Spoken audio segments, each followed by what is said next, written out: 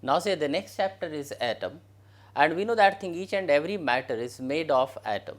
It means each and smallest unit of the matter is atom.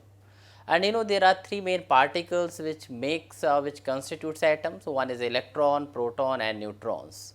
Now the first atomic model was given by Thomson.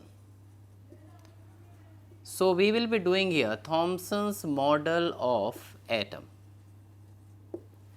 In Thomson's model of atom, actually what happens here in this case, if it is like this, there are the plus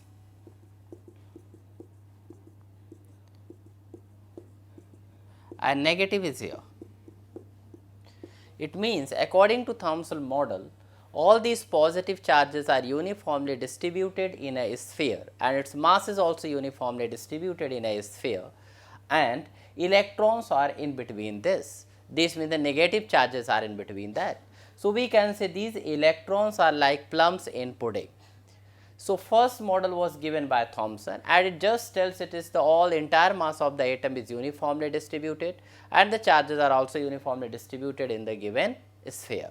Now see here, this model could not explain a spectral series of hydrogen atom, and also this model could not explain large scattering angle of alpha particles when these particles were bombarded on the gold foil.